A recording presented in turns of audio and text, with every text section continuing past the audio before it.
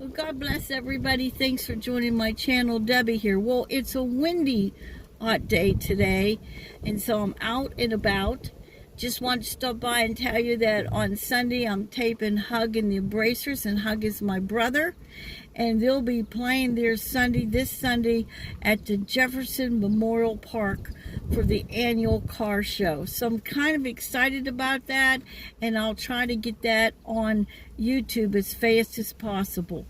Well, today I thought I'd just stop by and talk to you a little bit about something that's bothering me, and what it is coffee shops in the church. I don't agree.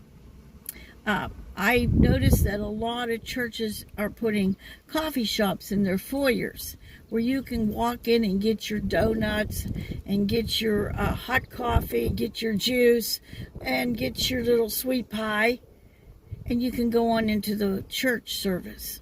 Or you can get it after you're done worshiping God. I remember the story in the Bible where Jesus went into the temple, and there were all kinds of vendors, and they were buying and selling, merchants. And it angered him so much that he went and got a whip, and he threw the whip at them, turned the tables upside down.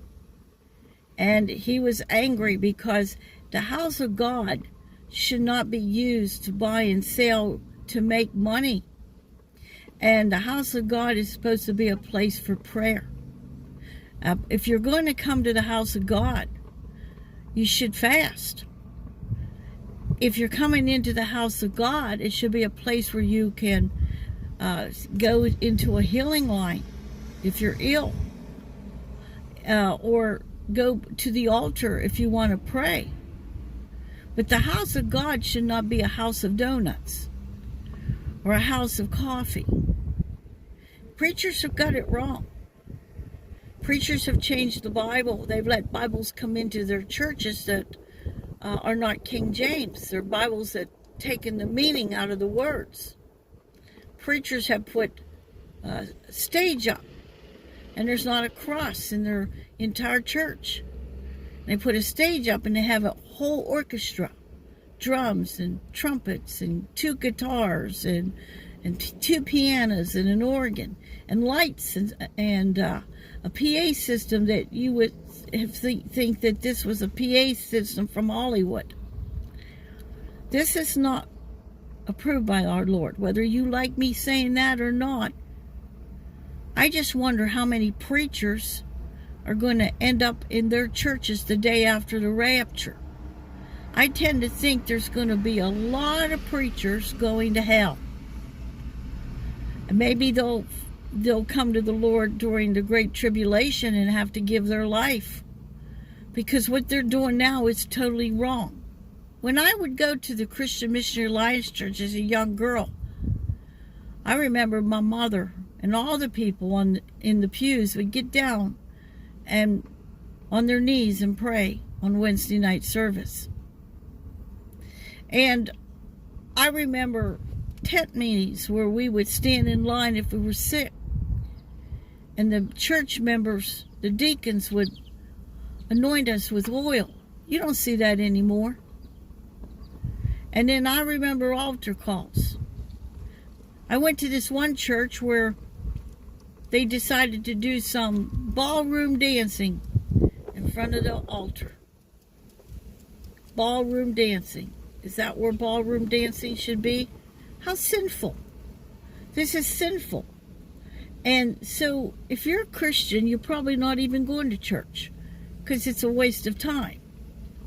Most churches are doing this, and they don't talk about Revelations, and they never mention the rapture. So I want to encourage you, if you're a Christian and you feel alone, we are alone. We don't hear the songs anymore of Old Rugged Cross and Amazing Grace, and we don't hear these songs anymore. And we don't have that support system now. We have to walk alone. We have to have faith all by ourselves when there's a problem. We have to go before God when we're sick all by ourselves, because you're not going to find anybody in the church that's going to pray for you or anoint you with oil. Most of the churches are too busy trying to get rich. And these rich preachers that have 5 airplanes and $1 million house, they're going to hell. They're not going to make it to heaven. They're going to be the ones standing in their church the day after the rapture. So I just want to share that with you today. And keep that in mind, that you're not alone. Many of us Christians are out here, and we're waiting on Jesus. And we're leaning on Him. We're leaning on Him we don't have that church support.